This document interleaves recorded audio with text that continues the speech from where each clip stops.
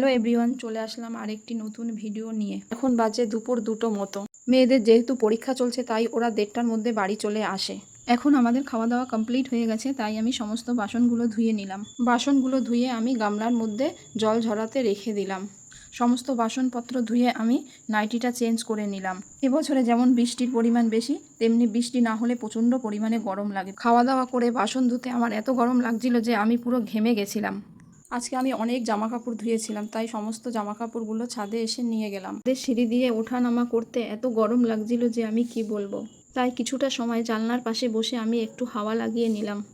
আমার যে ওই লাল পর্দাগুলো দেখছো, ওই পর্দাগুলো আমার সাথে বেশ কয়েক জায়গায় ঘুরেছে। তারপর আমি সমস্ত জামা কাপড়গুলো সুন্দর করে ফোল্ড করে আলমারিতে রেখে দিলাম। এরই মধ্যে সন্ধে হয়ে গেছে, তাই আমি দিয়াবাতি করে নিলাম। তারপর আমি আর মাম্মাম রেডি হয়ে বেরিয়ে পড়লাম মার্কেটে কিছু সামান নেওয়ার জন্য। এদিকে গেট খুলে বেরিয়ে দেখছি মাম্মা জিওকে আদর করছে আর জিও চুপচাপ দাঁড়িয়ে আছে। মাম্মামের ডগি খুব ভালো লাগে, যেখানেই যায় ডগিকে খুব আদর করে। এরপর আমি মার্কেটে এসে সবার প্রথমে কিছু টাকা তুললাম। তারপর ওষুধের দোকানে গিয়ে কিছু ওষুধ নিলাম আর কিছু ওষুধ অর্ডার দিলাম। এবছরে বৃষ্টির পরিমাণ বেশি হওয়ায় সবজির দাম প্রচুর বেশি, তাই কিছু সবজি নিয়ে নিলাম।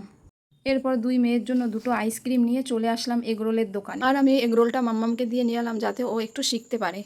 সমস্ত কেনাকাটা কমপ্লিট করে চলে আসলাম আমাদের বাড়ির কাছে দাদার মুদিখানার দোকানে।